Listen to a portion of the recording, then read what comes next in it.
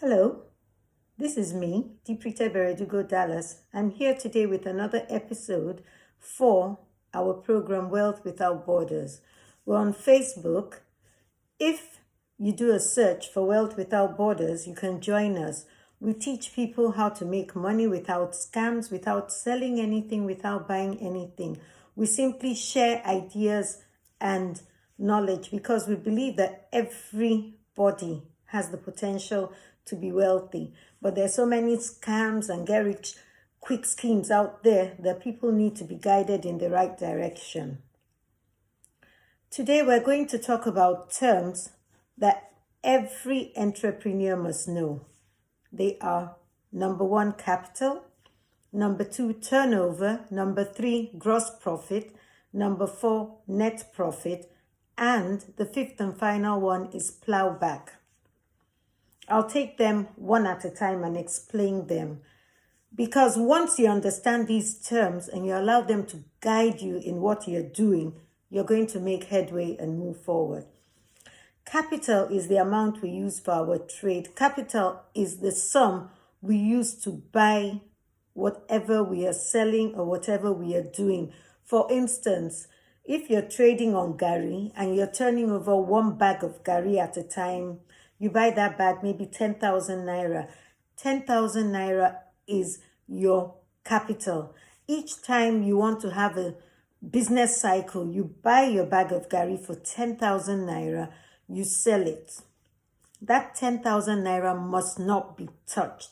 The first law of business is do not touch your capital. Do not touch that sum, that amount that enables you to trade.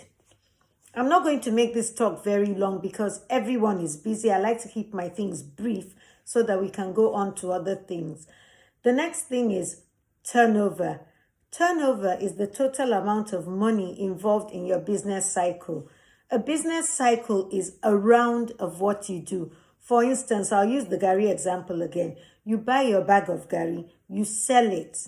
By the time you finish selling it, you make out your capital, and whatever you gain on top, that is one cycle. You have turned over. So turnover actually counts the number of times you roll over your product. If, for instance, your capital is 10,000 naira and you're buying Gari at 10,000 naira a bag, you have 5 cycles. That's you buy your Gari, you sell it. You buy another bag of Gari, you sell it. Your turnover is 50,000 naira. Note that turnover is separate from capital. Your capital is still 10,000 naira because each time you turn over that money, you remove the 10,000 naira and you buy another bag of Gari. The next thing we're talking about is gross profit. Gross profit is the amount you make on top of your capital before you remove any other expenses. So back to our Gari example again. You buy your bag of Gari, 10,000 naira. You sell it. At the end of the day, you realize 15,000 naira. 10,000 naira is your capital, which is kept aside. 5,000 naira is your gross profit. We call it gross because you have not removed other expenses from it. So in this instance, your gross profit is 5,000 naira per bag of Gari. The next thing we talk about is net profit. Net is when all expenses are removed. So your net profit is your gross profit less your expenses.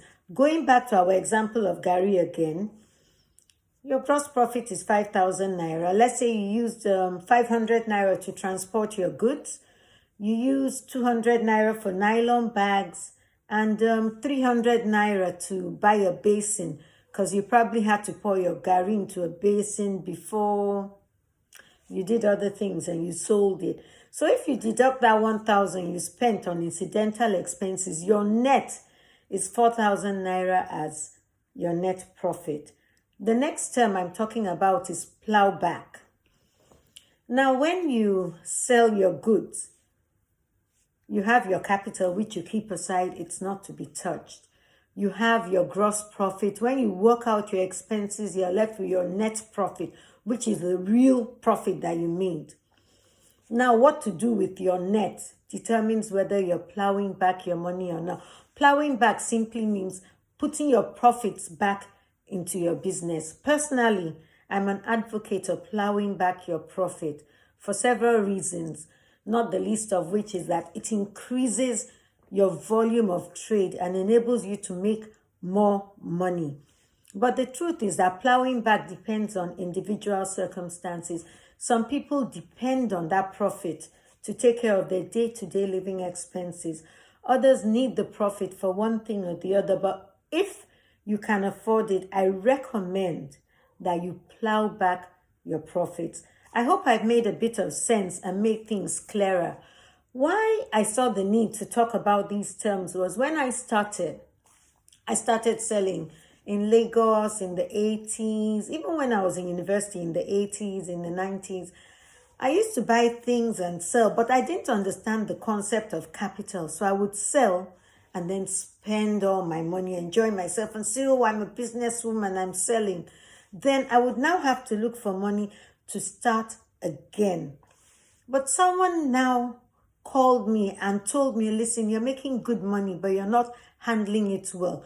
Taught me the concept of capital, profit, and how to plow back. Once I got my head around those terms and I documented, I now started seeing what I was doing business-wise. I recommend each and every one of us gets a little cash book or a little exercise book that we carry around with us. Whatever trade we engage in, we should have those 4 columns: capital, turnover, gross profit, net profit, and plowback, because plowback increases our capital and enables us to buy more, sell more, increase. Plowback is the fastest way to grow your business. It takes a lot of discipline. It's not easy. Well, that's going to be all until next time. Have a lovely day.